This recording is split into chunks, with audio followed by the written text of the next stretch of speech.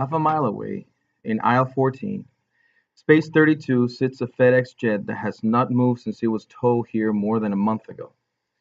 The Admiral has Connor drive him to the jet in his golf cart, but not before retrieving the pistol from his cabinet as precaution.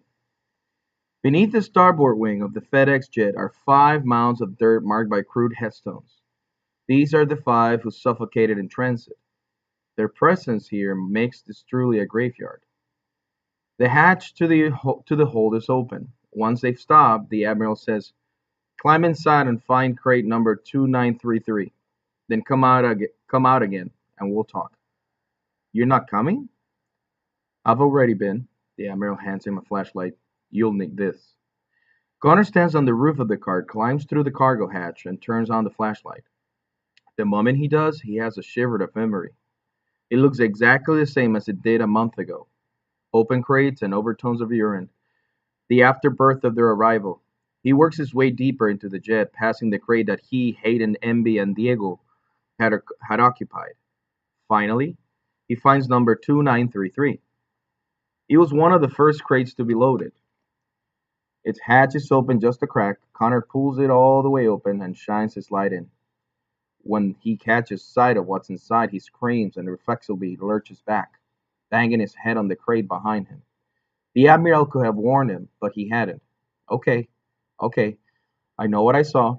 There's nothing I can do about it, and nothing in there can hurt me." Still, he takes time to prepare himself before he looks in again. There are 5 dead kids in the crate, all 17-year-olds. There's Amp and Jeeves. Beside them are Kevin, Melinda, and Raul, the 3 kids who gave out jobs his first day there. All 5 of the Goldens. There are no signs of blood, no wounds. They could all be asleep except for the fact that Am's eyes are open and staring at nothing. Connor's mind reels. Did the Admiral do this? Is he mad after all? But why would he? No, it has to have been someone else. When Connor comes out into the light, the Admiral is paying his respects to the 5 kids already buried beneath the wing. He straightens the markers and evens out the mounds. "They disappeared last night. I found them sealed in the crate this morning," the Admiral tells him. "They suffocated just like the first 5 did. It's the same crate." "Who would do this?" "Who, indeed," says the Admiral. Satisfied with the graves, he turns to Connor.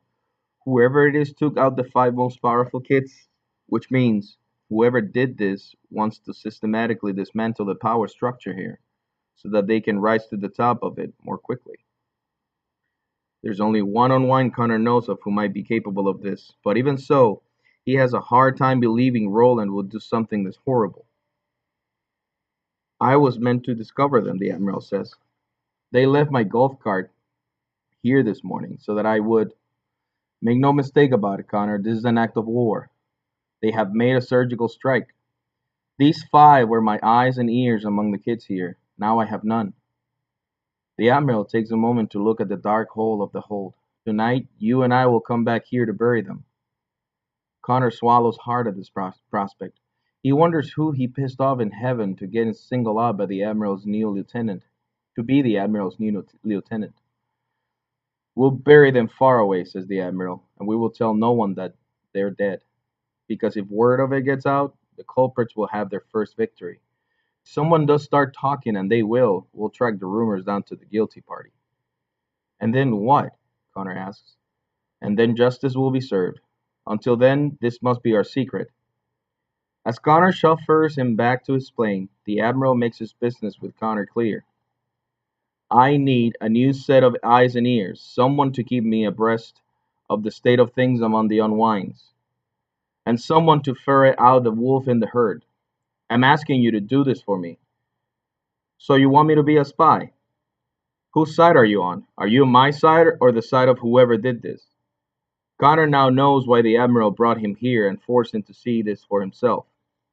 One thing to be told and another one entirely to discover the bodies. It makes it brutally clear to Connor where his allegiance must lie. "Why me?" Connor has to ask. The Admiral gives him his white denture smile. "Because you, my friend, are the least of all evils."